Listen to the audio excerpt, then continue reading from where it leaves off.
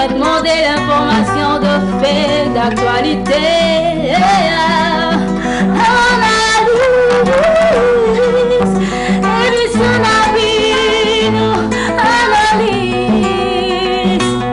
Yabino, Ezakitongo, Ezolopera, Makuyambuka, Oyo, Otalakayango, Mikoro Nyonso.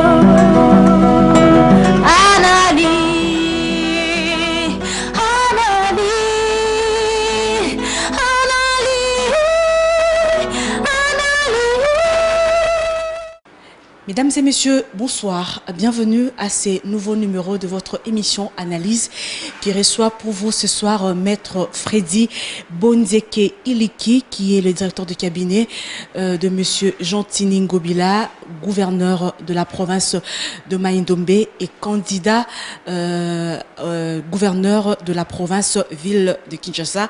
Avec lui, bien entendu, nous allons parler de la candidature de Monsieur Ngobila comme gouverneur de la ville de Kinshasa et pourquoi pas revenir sur les incidents dramatiques qui se sont déroulés à Mai-Ndombe qui a conduit à la mort de l'administrateur du territoire. Et il faut dire que la population de cette partie du pays n'est pas allée aux urnes le 30 décembre 2018 parce qu'il s'est passé beaucoup de choses sur place. Avec lui, nous allons revenir sur ces incidents avec images en appui. Vous allez suivre les images, les témoignages des gens sur place à Yumbi qui relatent les faits, comment est-ce que les choses se sont passées sur place. Maître Freddy, bonsoir. Bonsoir, madame. Comment vous allez? Très bien, par la grâce de Dieu. Et comment se porte monsieur le gouverneur? Il va très bien, à merveille, en train de se préparer. Un gouverneur en fonction qui est candidat gouverneur dans une autre province, pourquoi?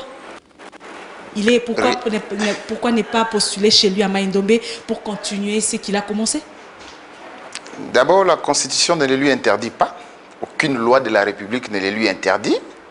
Ensuite, il est membre d'une formation politique. Et la gestion des ambitions, c'est au niveau politique qu'il a déposé sa candidature comme candidat FCC venu du PPRD. Donc, par rapport à ça, il y a son ambition personnelle, ajoutée à cela, l'ambition du parti. Kinshasa, parce que c'est la capitale, parce qu'il y a des ressources ou bien? C'est quoi la raison? Bien, je ne saurais pas étaler ici ses motivations parce que ça fait partie de son discours de campagne. Il va falloir que lorsqu'il prononcera son discours de campagne, qu'il dise aux députés provinciaux pourquoi il est là. Donc c'est trop tôt, c'est prématuré en ce qui me concerne de pouvoir révéler cela. Mais le connaissant, je sais que c'est par amour. Il a dit, le jour où il a déposé sa candidature, il dit qu'il a une passion, il a un amour pour la ville de Kinshasa. Il rêve une ville propre, une ville bien, une ville où il fera beau vivre. Donc, il pense être l'homme de la situation pour pouvoir régler certains défis qui se présentent ici dans la ville-province de Kinshasa. Comment se porte la province de Mai-Ndombe? Parce que je l'ai dit au début de cette émission, la population de Mai-Ndombe n'est pas allée aux urnes le 30 décembre 2018. En ces moments-ci, comment se porte la province? C'est le territoire de Yumbi qui n'est pas allé aux élections le 30. Le territoire de Yumbi dans la province située dans la province de Mai-Ndombe. Tout à fait. Mais les restes des territoires sont allés aux élections. Merci. Voilà. Et la question, c'est celle de savoir comment se porte la province dans son ensemble. Voilà. Pour moi, et je crois dire ce que je sais, la province se porte bien. La province se porte bien.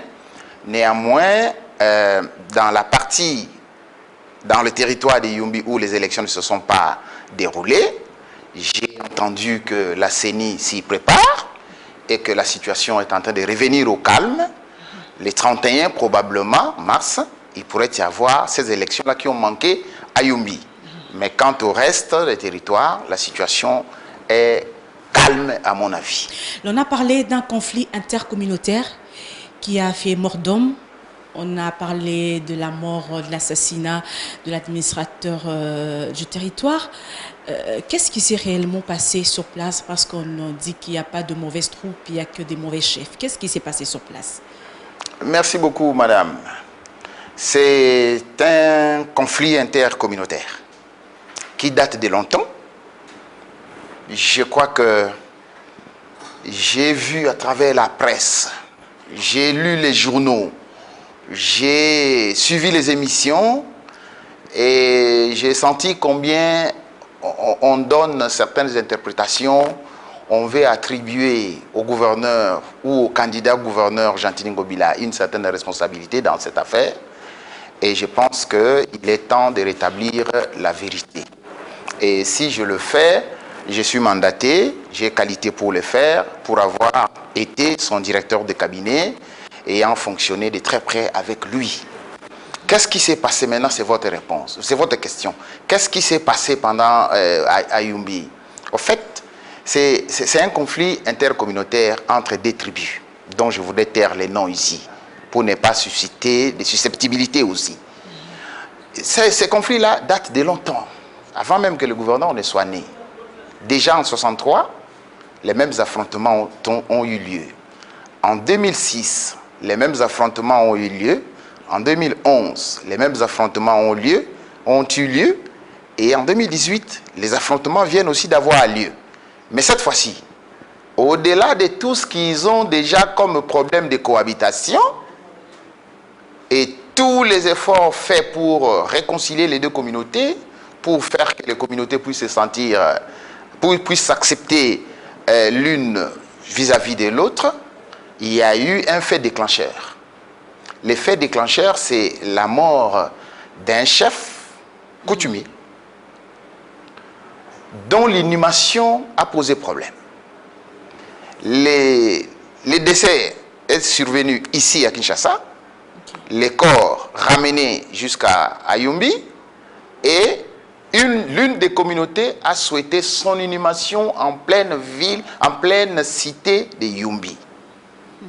Voilà le problème. Alors, fallait-il faire ça comme ça ou pas? L'administrateur du territoire, et je souligne en passant que moi je suis parmi ceux qui ont souffert dans ces conflits-là, dans la chair, parce que cet administrateur du territoire qui a été assassiné est un membre de famille. Sa mère et mon père sont des mêmes parents. Donc c'est un cousin, et dans la coutume, c'est un oncle paternel. Il a été assassiné, égorgé, on lui a coupé les tendons, on lui a coupé les mains, dans une atrocité inimaginable. Tout simplement parce que il a écrit, il a donné la position de l'État qui voulait que l'inhumation ne puisse pas avoir lieu dans la cité, en pleine cité. Ça, c'était la décision de l'administrateur du territoire. Tout à fait. Et l'administrateur du territoire puise ça où? Il puise ça dans l'interdiction générale du pays, où il était interdit. Vous le savez, vous êtes journaliste, madame, que lorsque feu Étienne Tshisekedi était décédé, ces problèmes-là s'est posé. Lorsque Papa Olangi est décédé, ces problèmes-là s'est posé. Et jusqu'aujourd'hui, cette interdiction n'avait pas encore été levée. Et c'est ces groupes ethniques qui a abattu, qui a assassiné l'administrateur du territoire. Mécontent de cette décision, lui qui, sentant l'insécurité, s'est réfugié à la CENI. On l'a pourchassé jusque là-bas, en complicité avec certaines autorités locales, pour l'abattre. Et après l'avoir abattu, ils l'ont égorgé. Et vous imaginez, madame, que vous l'avez déjà tué, que vous puissiez encore lui couper la gorge, lui couper les tendons des pieds, lui couper les mains. Ça, c'est une atrocité qui n'a pas de nom. Et cette atrocité-là, et quand on voit les gens le dire à la presse, on le dit avec une certaine, passez-moi entre guillemets, une certaine légèreté, sans chercher la bonne information, et on veut accuser les gens, on veut attribuer ça aux gens, et notamment les politiciens, les adversaires politiques de gouverneur Jean-Tini Ngobila veulent les tenir par là pour lui attribuer la situation de Yumbi. Mais on peut dire que la responsabilité, elle est individuelle. Il n'y a pas une responsabilité pénale, mais il y a quand même une responsabilité politique dans Madame, cette histoire. comment on définit la responsabilité politique? Lui, il est autorité politico-administrative. Il a la charge de la sécurité. Lorsque l'ordre public est troublé, il a la charge de rétablir l'ordre public. Bien entendu. N'est-ce pas?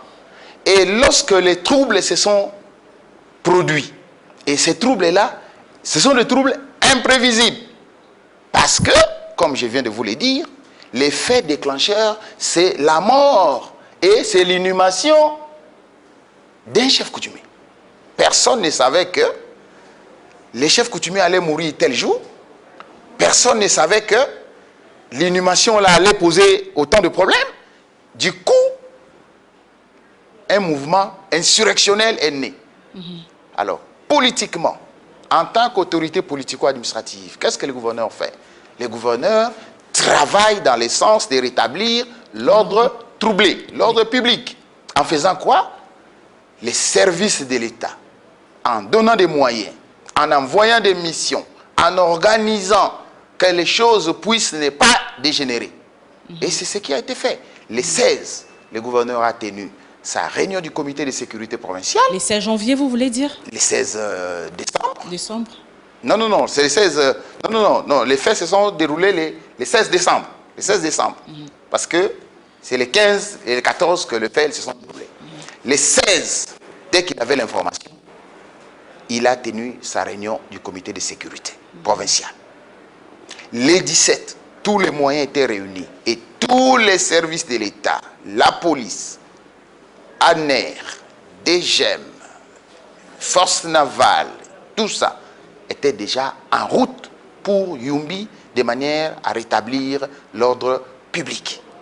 Et en informer la hiérarchie qui n'a pas tardé un seul instant à pouvoir envoyer un renfort de la 10e région militaire à partir de Kinshasa. Et c'est pourquoi aujourd'hui, au niveau de Yumbi, l'administrateur, les fonctions d'administrateur des territoires sont assumées par un général. Parce qu'il y a eu un renfort qui est venu. Un général d'armée? Oui, parce qu'il y a eu un renfort qui est venu de Kinshasa, il y a eu un renfort qui est venu de Bandundu, il y a eu un renfort qui est venu de Inongo. Et, madame, la MONUSCO aussi. Oui, la MONUSCO, il faut dire qu'elle a été sur place là-bas. Sur place là-bas, pour voir la situation et a même déclaré que Yumbi devrait en principe être une zone humanitaire pour régler les cas, régler les dégâts qui ont été commis là-bas. Moi, tout ce qui m'intéresse, ou tout ce qui... Je suis... pourquoi à tout prix on veut que le gouverneur soit tenu responsable? C'est là ma question. Cette responsabilité-là, est-elle une responsabilité pénale ou une responsabilité politique? Si lui, il a posé les actes qu'il devait poser en tant qu'autorité politico-administrative, qu'est-ce qu'il en restait d'autre? Mais Maître Freddy, les deux tribus, bien qu'elles se sont affrontées, bien qu'il y ait eu conflit intercommunautaire, mais il y a des mains noires derrière cette histoire. Mains noires, je ne sais pas. Mais on ne doit pas se permettre d'affirmer les choses sans en être capable d'apporter les preuves.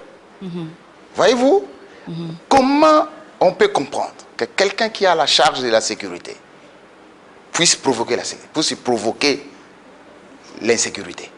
Madame... On n'a pas cité le nom du gouverneur. Voilà, si on n'a pas cité le nom du gouverneur... Il y a plusieurs acteurs. Si on n'a pas cité le nom du gouverneur, alors on doit... Nous demandons humblement et nous protestons cette tentative, cette campagne d'intoxication, cette façon de faire qui consiste à vouloir à tout prix les tenir responsables de ça. Madame, il y a eu Kamona Sampoua au Kasaï, il y a eu Bundu Diakongo au Bakongo. A-t-on cité nommément le gouverneur? Parce que le gouverneur a fait son travail. Le travail du gouverneur consistait à informer la hiérarchie, parce que la province en tant qu'entité a des compétences qui sont déterminées par la Constitution. Il y a des compétences qui sont des compétences exclusives prévues par l'article 203 de la Constitution. Et il y a des compétences qui sont des compétences concurrentes. Et au besoin, il y a aussi des compétences qui sont des compétences exclusivement du gouvernement central. Mais Maître Freddy, lorsqu'il y a des problèmes comme d'ordre sécuritaire, un mouvement insurrectionnel comme celui que nous avons vécu à Yumbi dans le Mai-Ndombe, c'est vrai, on ne peut que voir le chef. On ne peut que voir le chef. Donc, il y a une certaine responsabilité. Non, on peut voir les chefs, mais lorsque les chefs montrent ce qu'il y a eu... Mais pourquoi vous parlez d'une campagne d'intoxication? Oui, pourquoi vous ne voulez pas que les gens puissent parler? Nous savons ce qui se passe. Il est candidat gouverneur dans la ville de Kinshasa. Et nous n'allons pas vouloir faire comme les autres. Mais sinon, nous savons aussi ce qui traîne chacun des candidats. Nous savons aussi ce qui peut tirer vers les bas chaque candidature. L'administrateur du territoire a perdu sa vie dans des conditions auxquelles vous-même vous venez de relater, très dramatiques. Mais pourquoi M. Gentini Ngobila n'est pas resté là-bas pour continuer ce qu'il a peut-être commencé? Pourquoi venir à Kinshasa? Je reviens encore sur cette question. Il aurait pu rester là-bas, consoler cette population, tout à fait. Travailler pour que les communautés vivent ensemble. Je suis tout à fait d'accord avec vous. C'est une fuite en avant? Il fuit les problèmes? Non, loin de là. Loin de là. Madame, imaginez-vous que le gouverneur, qui est originaire de Yumbi, puisse descendre là-bas dans de pareilles conditions. Mais tout aurait été dit. Même son téléphone aurait été transformé. On aurait dit qu'il était parti là-bas pour cacher quelque chose. Pourquoi ne pas affronter Il a affronté les problèmes dans les conditions que je viens de vous relater. Voyez-vous? Il a affronté les problèmes dans les conditions que je viens de vous relater. Autrement dit, la situation est prise en charge, totalement. Mais vous le dites, elle est prise en charge. Pourquoi ne pas continuer? Mais qui doit prendre la situation en charge autrement? Je vous pose la question autrement. Évidemment, je ne vous pose pas la question, mais j'y réfléchis en me posant la question. C'est la réponse qui constitue aussi la réponse à votre question. OK?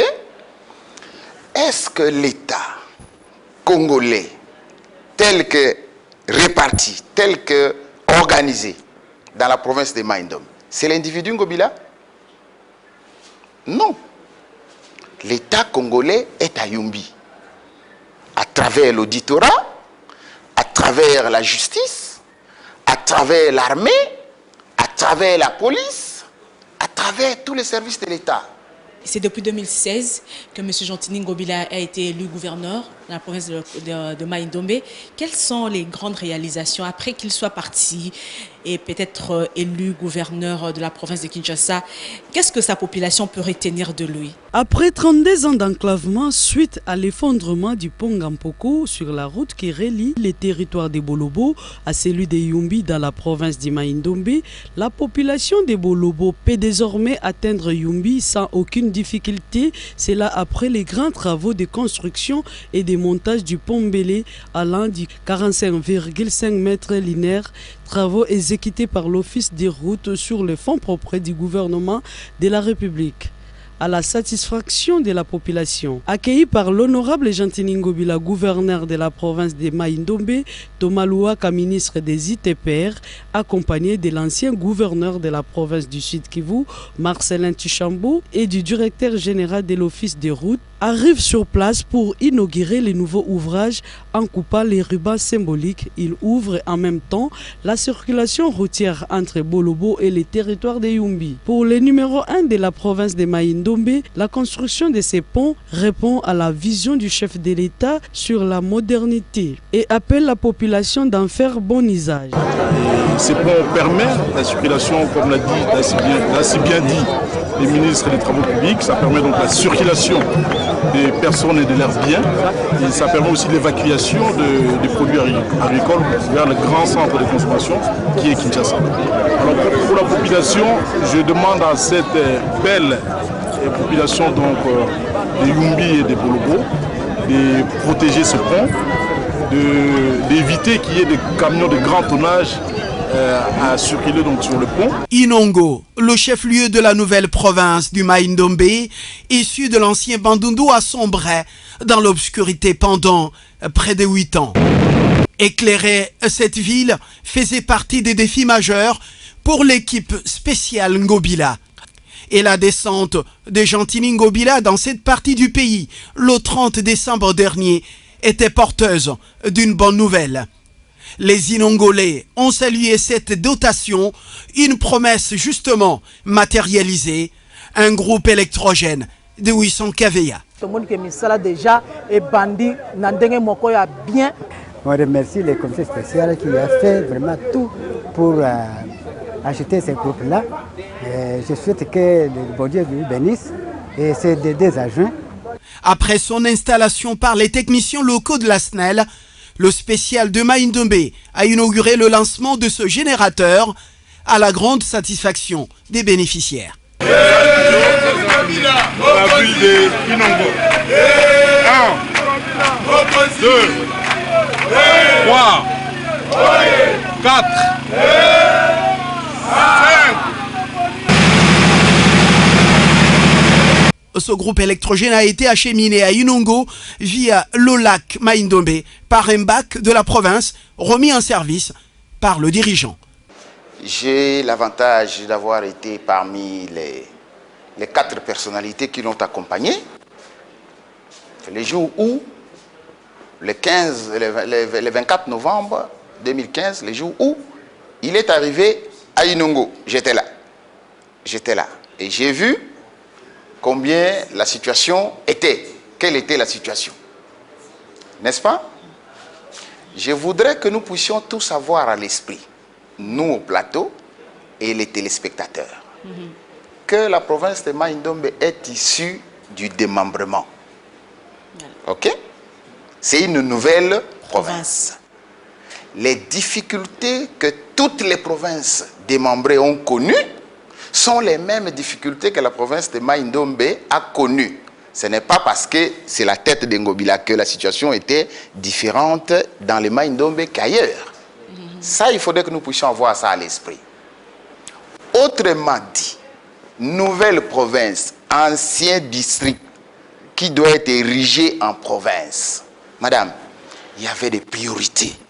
Les priorités, c'est de poser les fondamentaux de l'existence de Maïndombe en tant que province. L'existence politique et administrative. Autrement dit, il fallait que les districts, l'ancien district, soient transformés en province, avec les institutions provinciales, avec une administration provinciale. Parce que quand nous sommes arrivés, le gouverneur est arrivé à Maïndombe, il a trouvé l'administration était encore une administration déséquilibrée. Et en ce moment-là, toutes les décisions dépendaient de la province du Kwilu, parce que tous les chefs de division étaient logés à Kwilu, à Bandundu-ville.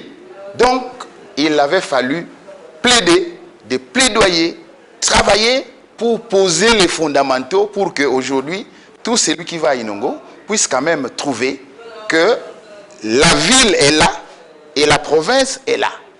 Alors, ceux qui parlent en mal du gouverneur Gentili Ngobila ici à Kinshasa ne connaissent pas la situation du Maïndombe. Et ils ne font pas un effort pour se renseigner. Le gouverneur a été comment je vais dire, très bien accepté par sa province, par les habitants de sa province, quand il est arrivé. Et lorsque, après avoir été commissaire spécial pour le gouvernement, Gentili Ngobila devait déposer sa candidature pour être élu gouverneur de province. La caution qui a été payée là-bas était une caution issue des cotisations de la population. Madame, politiquement, c'est la population qui a cotisé pour lui. Les images sont là. Et les jours où le gouverneur devait déposer sa candidature, moi j'étais son mandataire. J'ai vu le gouverneur pleurer de ses yeux. J'ai vu les larmes couler de ses yeux. Pourquoi?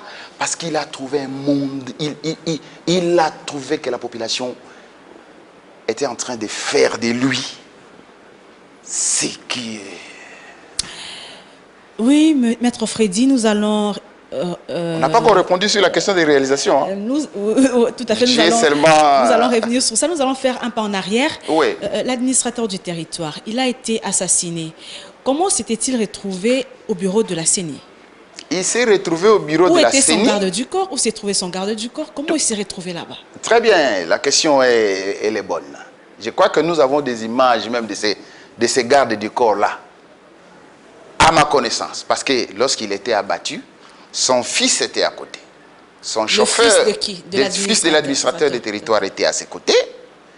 Son chauffeur, qui est son neveu, était là. Ce qui m'a été rapporté, c'est que après l'inhumation, l'inhumation a eu lieu très tard dans la nuit, autour de 1h ou 2h du matin.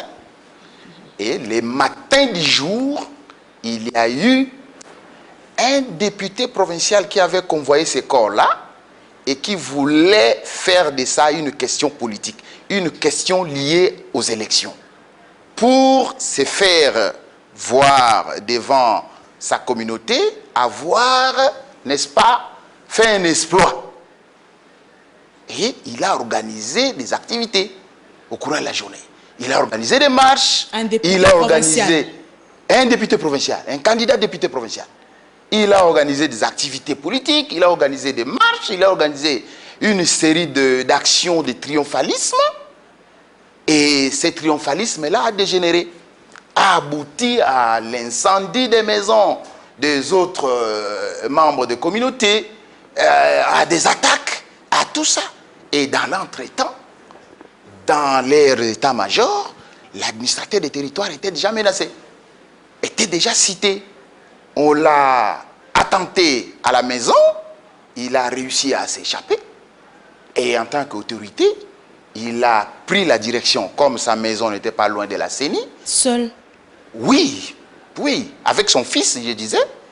Et il y avait aussi l'homme de la police, il y avait aussi l'homme de la mer. Ils se sont réfugiés à la CENI. Et quand il était, maintenant, il sentait venir l'insécurité, il a appelé les majors de la force navale pour qu'ils viennent les sécuriser. Parce que le major de la force navale, il a l'armée, il a les armes, il pouvait bien faire face à la situation.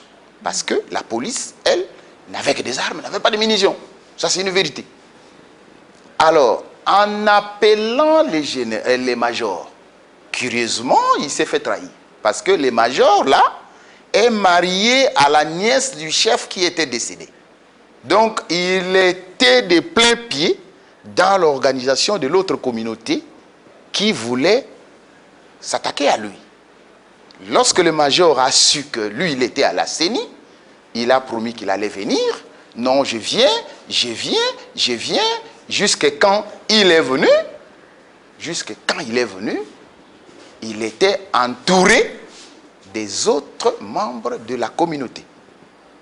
Et parmi les jeunes gens qui l'entouraient, quelqu'un de bien connu, qui fait son petit commerce dans la cité de Yumbi, a tiré sur l'administrateur. C'est comme ça qu'il est décédé. Voilà. Il est tombé, et d'abord c'était au niveau de la poitrine, et quand l'administrateur allait pour tomber, il a achevé par un deuxième coup au dos, et finalement, l'administrateur est mort sur place, et le corps a traîné pendant 2 jours là-bas, parce que ces gens-là ont ceinturé l'endroit pour voir qui viendra prendre ces corps-là. Après quoi, ils lui ont coupé la gorge, ils lui ont coupé les tendons, ils l'ont mutilé, tout en surveillant l'endroit, et le corps de l'administrateur a commencé à se putréfier là-bas. Maître Freddy, nous allons compléter vos propos avec ces témoignages de l'administrateur du territoire adjoint et de Yumbi, ainsi que le garde du corps de l'administrateur du territoire qui a été abattu dans des conditions auxquelles vous venez d'écouter. Suivant. Tango Bayele Bende, dans l'entretemps, Batimolaki déjà Libulu, Balle, pour Bakundayeka Kanakati à cité. Bisupe Bakundi à l'État, Totelemelaki Likamboana, Toboyaki Yangotolobi, c'est contrairement à l'instruction de la loi à l'État. Soko et Bembe Yei, Bakunda Yangoka Kana cimetière. bango na motu makasi na bango basali nde volonté na bango bakundi ebembe na ndenge na bango kaka na kati ya mboka.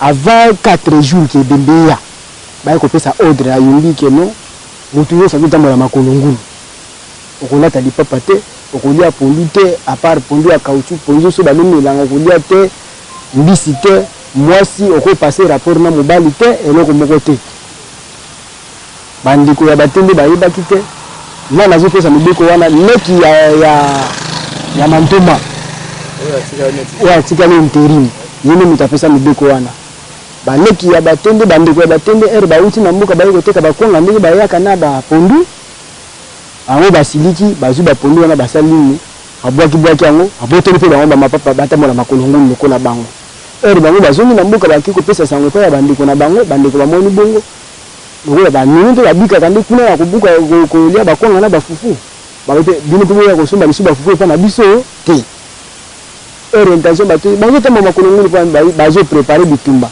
lokola batende bazolobake bafunda motu wana na mboka te konzi bazoloba bango bazozwa bere bazotia na batende le ntango basali bongo ere bakomi kolobake no batende bazolobake biso tokuna motu na mboka te biso tokuna motu na biso na mboka eye kopesa kanda ere bazosala bongo batende bamoni bongo babandi kolongola biloko na bango na mboka moko akomi kokima jusqu'à arriver à ebembe wana eyaki kokoma vendredi vers 19h asa matanga mbula tokendaki kuna kozwa ebembe wana koyamba ngo toye nango ntina ndako bango baye kolobake no ate pourquoi pe ekoti boye moke lobi na 8h ye ya kosala biographie na ye makambo na ye nyonso neti aza moto ya leta oyo ya kosala makambo na ye biso tozongi vers 0h 1h bakongi ebembe biso toyebi te toye koyoka sango ke bakondaki yango na 1h nde na ntongo mpe batindi lettre officiellement ke non motu chef de secteur mo ekobanda na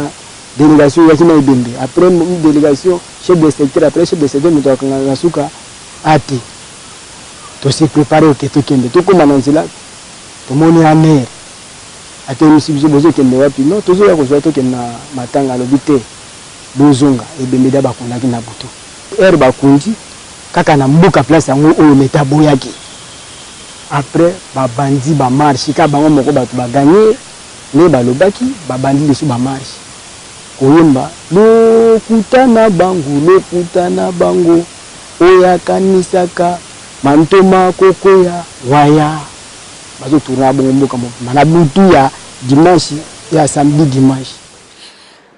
Oui, Maître Freddy, nous venons quand même d'écouter ces témoignages qu'il faut dire que choquent les esprits. Mais aujourd'hui, on peut être rassuré parce que nous sommes en face de vous, que la situation est calme à Yumbi. Dire que la situation est calme, c'est trop affirmé. Mais la situation revient au calme.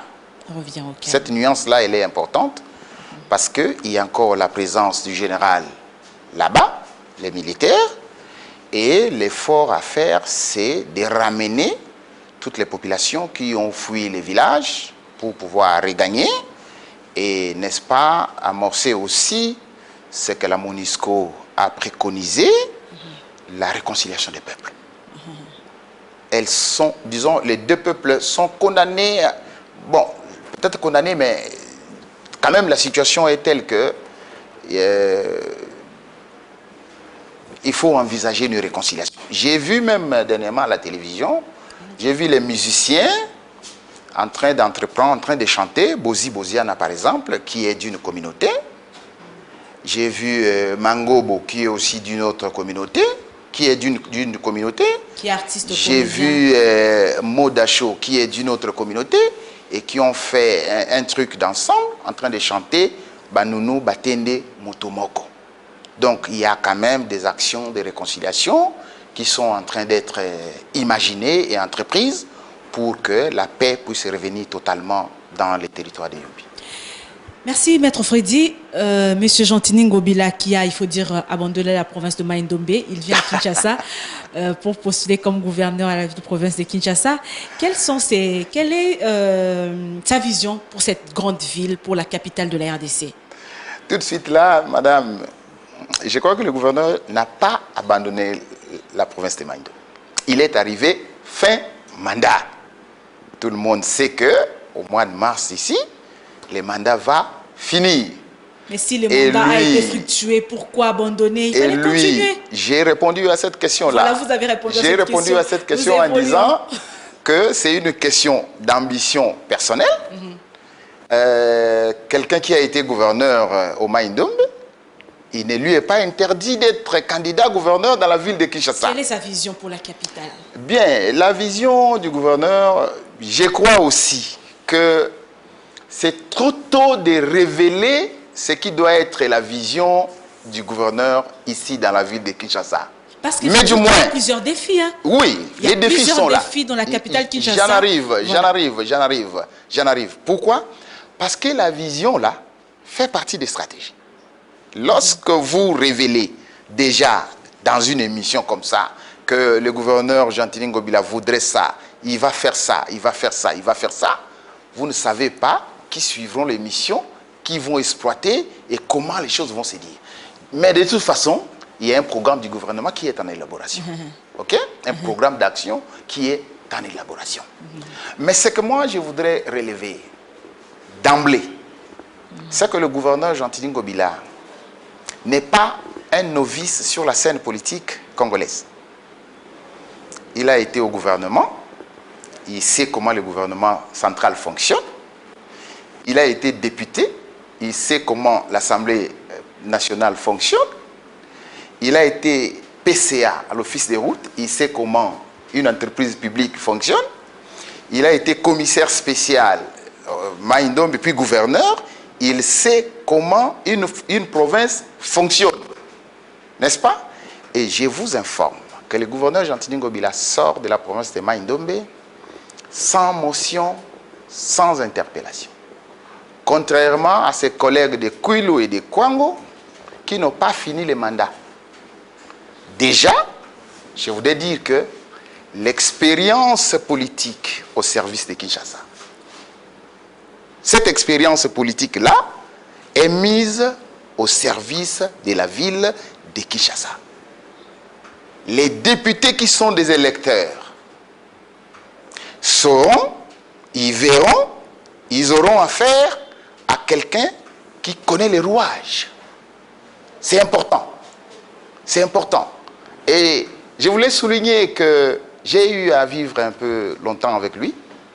Jean-Tini Ngobila, c'est quelqu'un de poli, de calme d'esprit.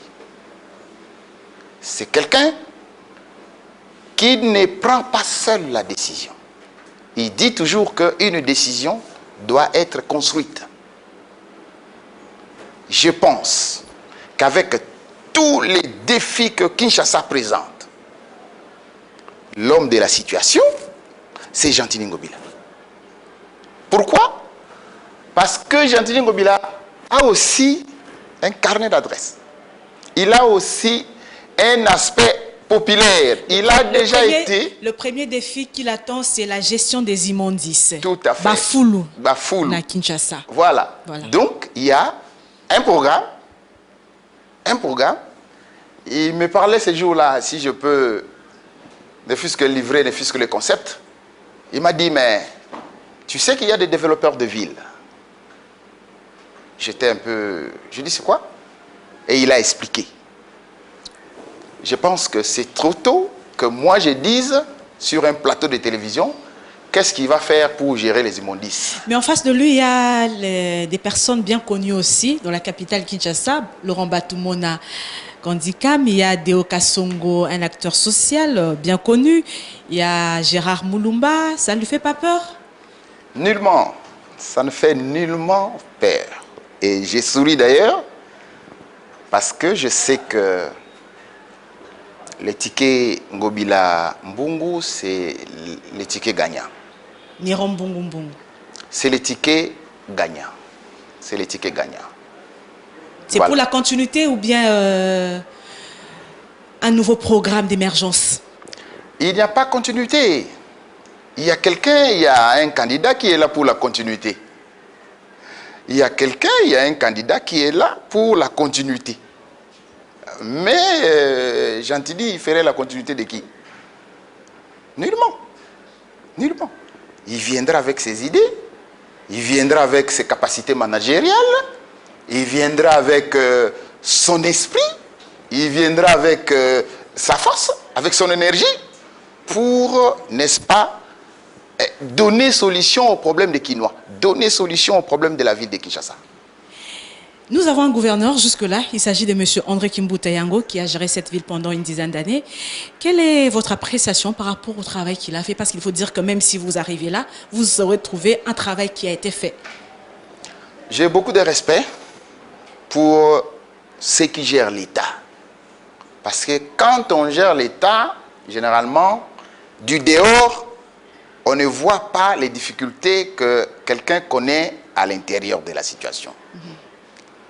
Je m'arrête là. J'ai seulement du respect pour lui. C'est un aîné et il a fait son temps. Bon, la vie doit continuer. Peut-être que dans le plan de Dieu, lui devait s'arrêter là-bas pour que Jantini Ngobila prenne et continue. Et c'est ça la vie. Nous sommes en train de terminer. Maître Freddy, vous êtes là pour le compte de M. Jantini Ngobila, qui est gouverneur de la province de Maïndombe, je rappelle à nos téléspectateurs, et candidat gouverneur pour la ville-province de Kinshasa. Un message aux Kinois qui vous ont suivi, et pourquoi pas à vos frères qui sont dans le Maïndombe, qui peut-être regrettent en ces instants que le gouverneur est en train de partir. Bien, si je dois m'adresser aux Kinois, je vais dire que la presse, c'est le 4e pouvoir dans un État. Mais la presse non professionnelle, c'est celle qui détourne la population des objectifs. Ça vous attaquez à la confrérie directement? Non, non, non, je ne m'attaque pas à la confrérie. Je vais dire quelque chose de bien. Je vais dire quelque chose de bien. Lorsque la population reçoit les informations, j'aimerais vraiment demander, en toute humilité, et même implorer aux Kinois de prendre le temps d'écouter.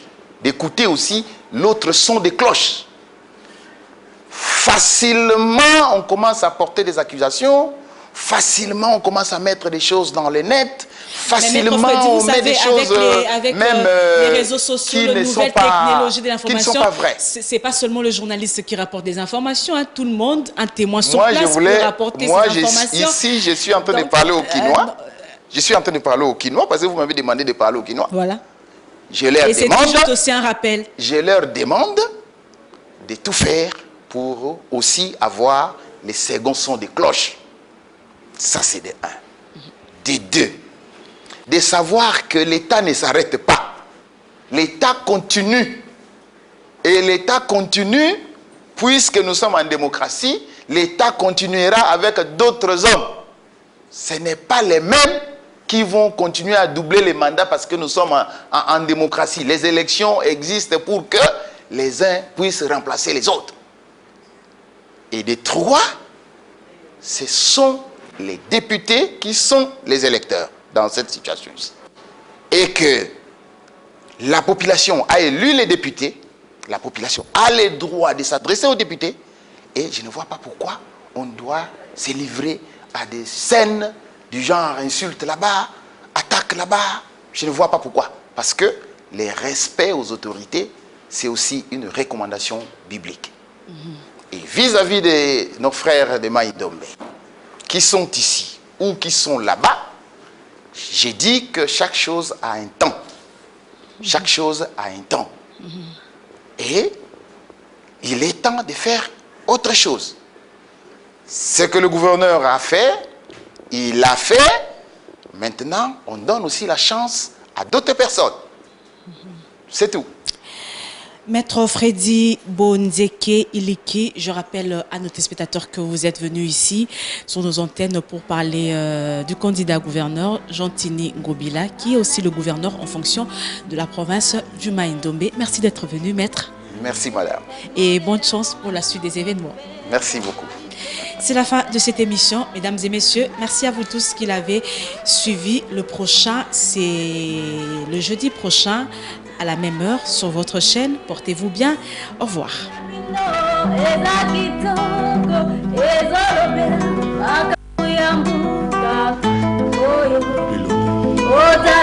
Yango mikolo nyonso